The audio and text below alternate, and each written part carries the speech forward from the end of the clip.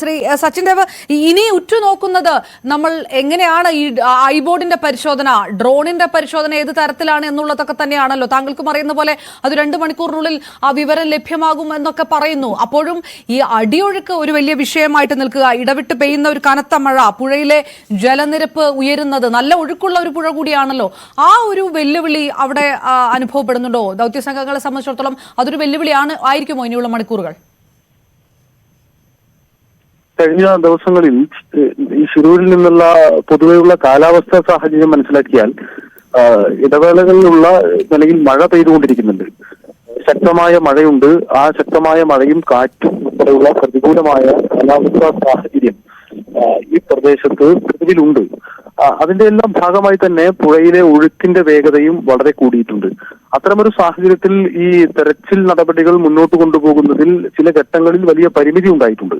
അതിനെ മറികടക്കുന്നതിന് വേണ്ടിയാണ് ഇപ്പോൾ കൂടുതൽ സംവിധാനങ്ങൾ ഉപയോഗപ്പെടുത്തിക്കൊണ്ടുള്ള തെരച്ചിൽ നടപടികളിലേക്ക് കാര്യങ്ങൾ പോകുന്നത്.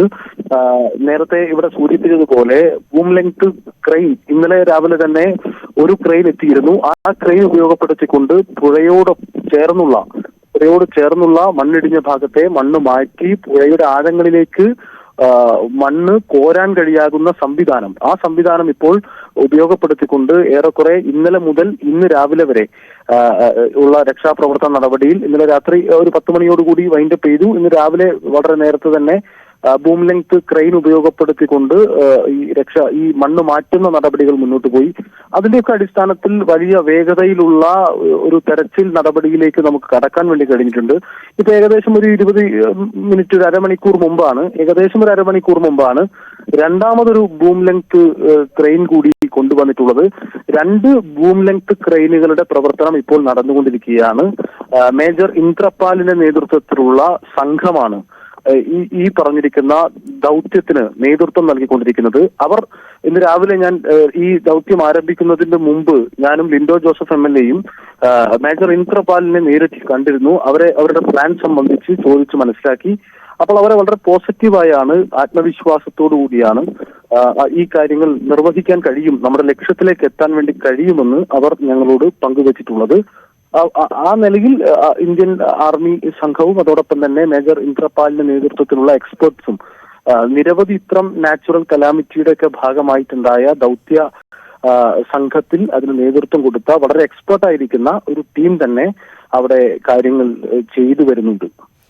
അതായത് MLA ഇപ്പം പറഞ്ഞതുപോലെ തന്നെ ഇതുവരെ കാണാത്ത തരത്തിലുള്ള ഒരു രക്ഷാദൗത്യം, കര, നാവികസേന, NDRF, SDRF ഒക്കെ പറഞ്ഞതുപോലെ തന്നെ റിട്ടയർഡ് മേജർ ജനറൽ ഇന്ദ്രപാലിന്റെ നേതൃത്വത്തിലുള്ള സാങ്കേതിക സംഘമെല്ലാം, അതായത് അത്രയേറെ സജ്ജമായിട്ടുള്ള ഒരു രക്ഷാദൗത്യം അവിടെ കാണാൻ കഴിയുന്നുണ്ട് അല്ലെ? ഇത് ഈ കഴിഞ്ഞ ദിവസങ്ങളിലൊന്നും നടക്കാത്ത അത്രയും ആ ഒരു ഫുൾ സ്വിംഗിലേക്ക് വന്നിരിക്കുന്നു. അങ്ങനെ ഒരു കാഴ്ചയാണ് അവിടെ നിന്നുള്ളത് ഇപ്പോൾ. തീർച്ചയായും കഴിഞ്ഞ 2 ദിവസങ്ങളിലായിട്ടുള്ള രക്ഷാപ്രവർത്തന നടപടികൾ, തെരച്ചിൽ നടപടികൾ വളരെ വേഗത്തിൽ പോകുന്നു എന്നുള്ളതാണ് നേരിൽ കാര്യങ്ങൾ കാണുമ്പോൾ ബോധ്യപ്പെടുന്നത്. എന്നാൽ നേരത്തെ ഉണ്ടായിരുന്ന തെരച്ചിലുമായി ബന്ധപ്പെട്ട് പല വിധത്തിലുള്ള ആക്ഷേപങ്ങളും എല്ലാം ഉയർന്നു വന്നിരുന്നു. പക്ഷേ ഇപ്പോൾ കാര്യക്ഷമമായ ഒരു തെരച്ചിൽ നടപടിയിലേക്ക് കാര്യങ്ങൾ എത്തിയിരിക്കുന്നു എന്നാണ് മനസ്സിലാക്കാൻ വേണ്ടി കഴിയുന്നത്. ജില്ലാ കളക്ടറുമായി സംസാരിച്ചിരുന്നു, അതോടൊപ്പം തന്നെ പോലീസ് മേധാവിയുമായും ഇന്നലെ സംസാരിച്ചിരുന്നു. അപ്പോഴൊക്കെ ഈ പുതിയ ചുമതലയേറ്റിട്ടുള്ള മേജർ ഇന്ദ്രപാലിന്റെ നേതൃത്വത്തിലുള്ള ആ അന്വേഷണ സംഘം, ഈ ദൗത്യ സംഘം, അവർക്ക് കൂടുതൽ വേഗതയിൽ ഈ കാര്യങ്ങൾ നിർവഹിക്കാൻ കഴിയുമെന്നുള്ള ശുഭപ്രതീക്ഷ തന്നെയാണ് ഞങ്ങളെ എല്ലാം സംബന്ധിച്ചുള്ളത്.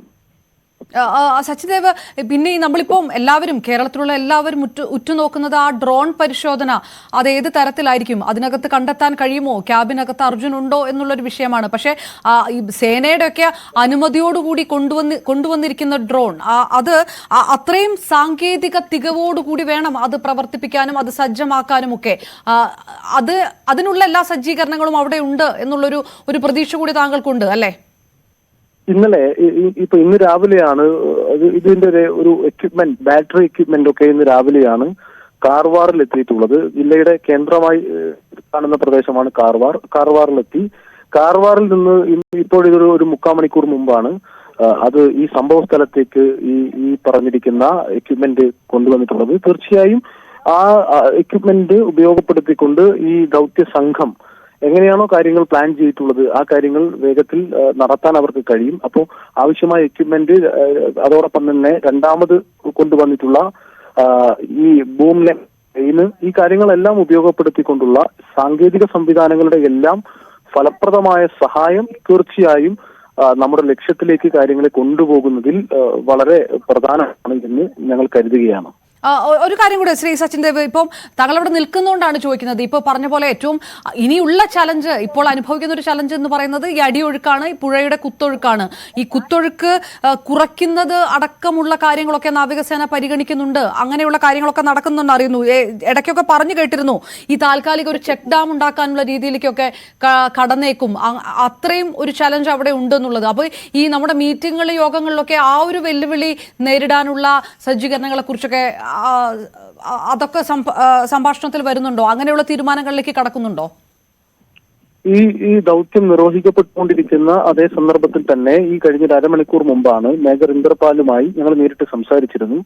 അദ്ദേഹം പറഞ്ഞത് ഇത്തരം പ്രതികൂലമായ പല സന്ദർഭങ്ങളിലും അവരാണ് സംഘത്തിലുള്ളത്. അതുകൊണ്ട് അത്തരത്തിലുള്ള ആശങ്കയുടെ പ്രശ്നം വരുന്നില്ല. എങ്കിലും അവര് വളരെ ആത്മവിശ്വാസത്തോട്, ആ ടീമിന്റെ ആത്മവിശ്വാസമാണല്ലോ വളരെ പ്രധാനപ്പെട്ട കാര്യം. അവരുമായി സംസാരിച്ചപ്പോൾ അവർ നിരവധി ഇത്തരം ഓപ്പറേഷൻസിന്റെ ഒക്കെ ഭാഗമായി നിരവധി തവണ പങ്കെടുത്തിട്ടുള്ളവരാണ്. അവർക്ക് ആ കാര്യത്തിൽ കുറെ കൂടി ആത്മവിശ്വാസമുണ്ട് എന്ന് തന്നെയാണ് മേജർ ഇന്ദ്രപാലുമായി സംസാരിക്കുമ്പോൾ അദ്ദേഹം പറഞ്ഞിരിക്കുന്ന കാര്യങ്ങളിൽ നിന്ന് ഞങ്ങൾക്ക് വ്യക്തമായിട്ടുള്ളത്.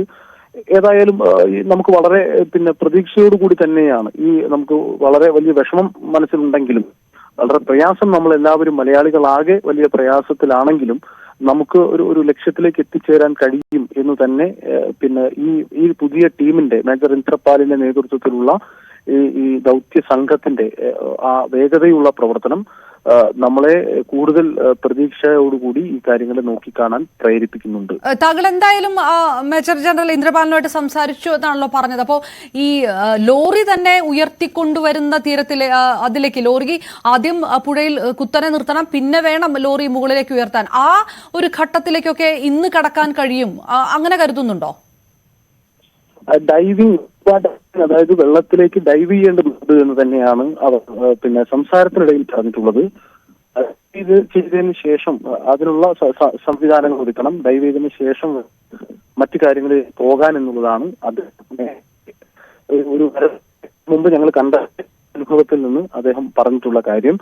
മറ്റു വിശദാംശങ്ങൾ നമ്മൾ ഇപ്പം അവരവിടെ വർക്ക് ചെയ്തുകൊണ്ടിരിക്കുകയാണ്. അപ്പൊ അതുകൊണ്ട് മറ്റു കാര്യങ്ങൾ അദ്ദേഹത്തോട് ഇപ്പം ചോദിച്ച് മനസ്സിലാക്കുന്നതിലൊക്കെ പരിമിതിയുണ്ട്.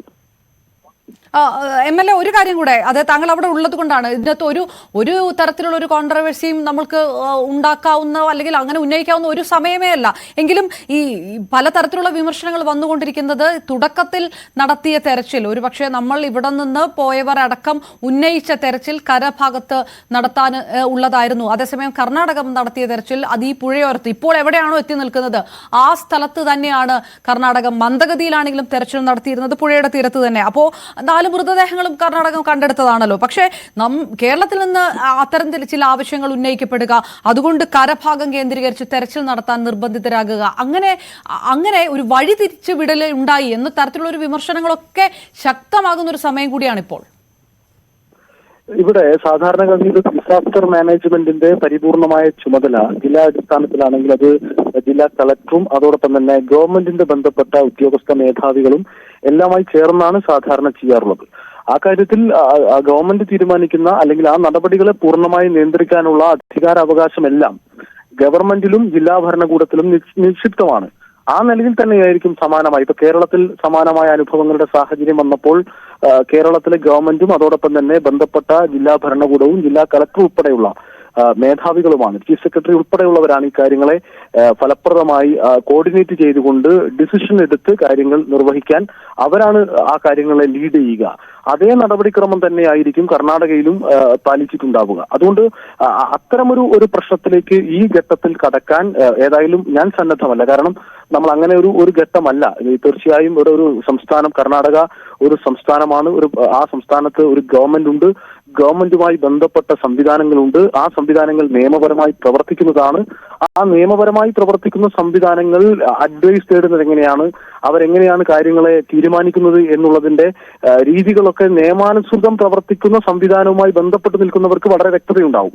അപ്പൊ അതുകൊണ്ട് തന്നെ ഒരു ഗവൺമെന്റ് ഡിസിഷൻ എന്നുള്ള നിലയിൽ ജില്ലാ കളക്ടർ ഉൾപ്പെടെയുള്ള ജില്ലാ ഭരണകൂട മേധാവികളുടെ എല്ലാം ഒരു നിയന്ത്രണത്തിലും അവരുടെ തീരുമാനത്തിന്റെയും എല്ലാം ഫലമായാണ് ഇവിടെ നടക്കുന്ന ഓരോ നടപടികളും മുന്നോട്ട് പോവുക. ആ നിലയിലാണ് എല്ലായിടത്തും, ഇപ്പൊ കർണാടകയിൽ എന്ന് മാത്രമല്ല കേരളത്തിലാണെങ്കിലും ആ നടപടിയാണ് സ്വീകരിക്കുക. അപ്പൊ അതുകൊണ്ട് ഇവിടെ മറ്റേതെങ്കിലും വിധത്തിലേക്കുള്ള ഒരു ഒരു ഒരു പ്രചരണമോ അല്ലെങ്കിൽ ഏതെങ്കിലും ഒരു ആക്ഷേപമോ ആ നിലയിൽ ഉയർന്നു വരുന്നത് ഏതായാലും ഈ സന്ദർഭത്തിൽ അത് എന്ത് എന്ന് ഒരു ഘട്ടത്തിൽ പെട്ടെന്ന് പറയാൻ വേണ്ടി കഴിയില്ല. ആ കാര്യങ്ങളൊക്കെ കൂടുതൽ വ്യക്തത അത് പിന്നീട് അവസരത്തിൽ, ഇപ്പോൾ ലക്ഷ്യത്തിലേക്ക് എത്തുക എന്നുള്ളതാണ് വളരെ പ്രധാനം. അതുകൊണ്ട് അത്തരത്തിലുള്ള ആക്ഷേപങ്ങൾക്കും പ്രത്യേകമായ വാദപ്രതിവാദങ്ങൾക്കും ഏതായാലും ഈ സന്ദർഭം ഉപയോഗപ്പെടുത്തുന്നത് ഉചിതമല്ല എന്ന് തന്നെയാണ് ഞാൻ കരുതുന്നത്. മറ്റു കാര്യങ്ങളൊക്കെ പിന്നീട് വിവിധ ഗവൺമെന്റുകൾ അവരുടെ റിലീസ് തീർച്ചയായിട്ടും വരും. ഈ സംഭവത്തിന്റെയൊക്കെ അടിസ്ഥാനത്തിൽ ഗവൺമെന്റുകൾ, അതായത് കർണാടക ഗവൺമെന്റ് തന്നെയാണ് അതിന്റെ ഏറ്റവും പ്രൈമറി ആയ അതിന്റെ ഇൻഫർമേഷൻസ് പാസ് ചെയ്യേണ്ടതായ റെസ്പോൺസിബിലിറ്റി ഉള്ള ഗവൺമെന്റ്. അവരുടെ ഭാഗത്തു നിന്നും പറയേണ്ടതായ കാര്യങ്ങൾ അവർ ഔദ്യോഗികമായി തന്നെ ബന്ധപ്പെട്ടവർ ഗവൺമെന്റിന്റെ പ്രതിനിധികൾ ആ നിലയിൽ അത് പങ്കുവെക്കും. അതിനൊക്കെ അടിസ്ഥാനപ്പെടുത്തിക്കൊണ്ട് മാത്രമേ തുടർ കാര്യങ്ങളിലേക്ക് നമുക്കൊരു ഒരു വാദമുഖമോ അല്ലെങ്കിൽ വേറെ എന്തെങ്കിലും അഭിപ്രായ ഭിന്നതയോ എന്തെങ്കിലും ഉയർത്താൻ വേണ്ടി കഴിയൂ. അല്ലാത്ത പക്ഷം നമ്മളെല്ലാം ചെയ്യേണ്ടത് ഇപ്പം ലക്ഷ്യത്തിലേക്ക് എത്തുക എന്നുള്ളതാണ്. അതിൽ മാനുഷികമായ വളരെ വൈകാരികമായ ഒരു പ്രശ്നത്തെ ചെയ്യുന്ന നിലയിലല്ലാതെ അതിന്റെ മറ്റു വശങ്ങളിലേക്ക് ഏതായാലും ഈ സന്ദർഭത്തിൽ കടക്കുന്നത് ഉചിതമാകും എന്ന് ഞാൻ കരുതുന്നില്ല. തീർച്ചയായിട്ടും സച്ചിൻ ദേവ് MLA കൂടിയാണ് ഷിരൂരിൽ നിന്ന് പ്രതികരിച്ചത്. അവിടെ